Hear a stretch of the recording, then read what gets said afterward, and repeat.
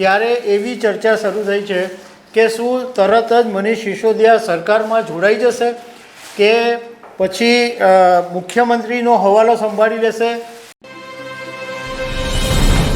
નમસ્કાર દર્શક મિત્રો, દિલ્હીના ડેપ્યુટી સીએમ મનીષ સિસોદિયાને જામીન મળ્યા એ પછી એક એવી ચર્ચા શરૂ થઈ કે શું ફરીથી તેમને નાયબ મુખ્યમંત્રી બનાવવામાં આવશે, ફરીથી તેઓ દિલ્હીની સરકારમાં જોડાશે કે પછી દિલ્હીના જે મુખ્યમંત્રી છે એનો હવાલો સંભાળશે। આવી ઘણી બધી બાબતોની ચર્ચા ચાલી રહી છે। તો એવા સમયે મનીષ સિસોદિયાએ એક મીડિયાને આપેલાના ઇન્ટરવ્યૂમાં ઘણી બધી વાતો કરી છે અને જવાબ બી આપ્યા છે। તો એના વિશે હું તમારી સાથે વાત કરીશ। મારું નામ રાજેશ શાહ છે અને તમે જોઈ રહ્યા છો ખબર છે.com। દર્શક મિત્રો, આમ આદમી પાર્ટીના નેતા અને દિલ્હી સરકારમાં જે બે મોટા હાથ કહેવાતા હતા એવા એક દિલ્હીના મુખ્યમંત્રી અરવિંદ કેજરીવાલ જેલમાં છે અને નાયબ મુખ્યમંત્રી એટલે ડેપ્યુટી સીએમ મનીષ સિસોદિયા 17 મહિનાથી જેલમાં હતા। હવે જે સરકારના જે મુખ્ય હાથો હતા એ બંને જેલની અંદર હતા।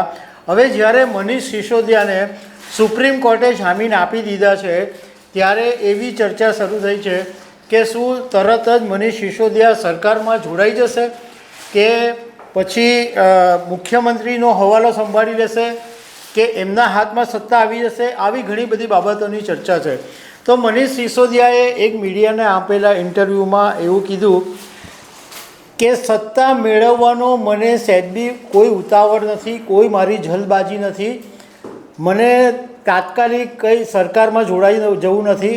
હા ઠીક છે, કદાચ હું 1-2 મહિના જેલમાં ગયો હતો તો તરત આવીને હું પાછો સરકારમાં જોડાઈ જતો, પરંતુ હવે 17 મહિના થયા છે તો તરત જોડાવું યોગ્ય નથી।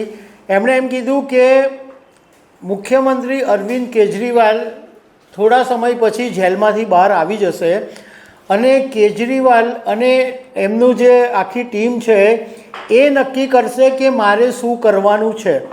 કેજરીવાલ જે નિર્ણય લેશે એ મને મંજૂર રહેશે।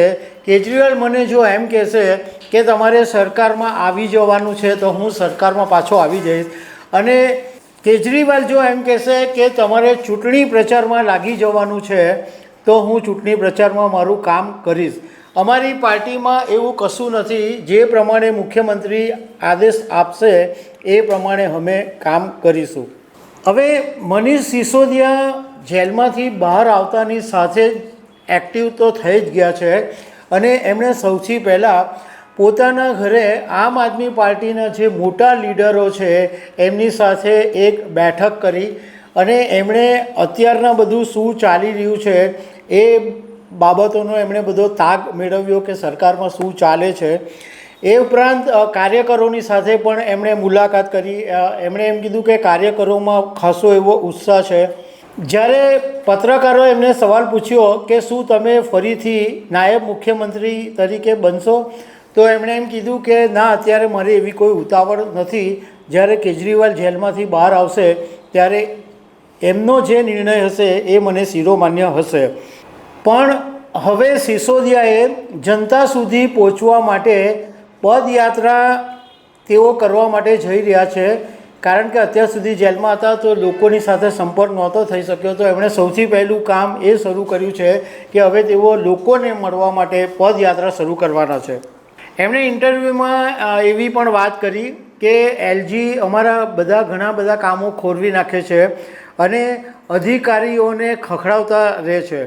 એમણે સાથે સાથે એમ કીધું કે અમારી જે આમ આદમી પાર્ટી છે એની ઇમેજમાં ખાસો એવો સુધારો થઈ રહ્યો છે।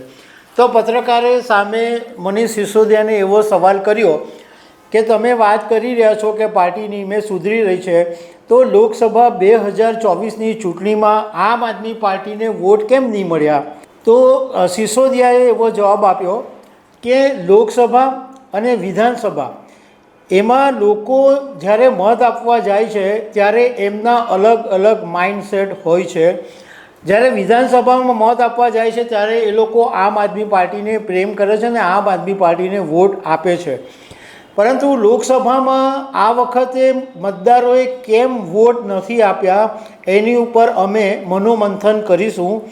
અત્યારે મારી ભૂમિકા એટલી છે કે 2025માં દિલ્હીમાં વિધાનસભાની ચૂંટણી આવી રહી છે, તો એ ચૂંટણી માટે પાર્ટીને તૈયાર કરવાનું મારી ભૂમિકા છે અને એના ઉપર હું અત્યારે કામ કરી રહ્યો છું.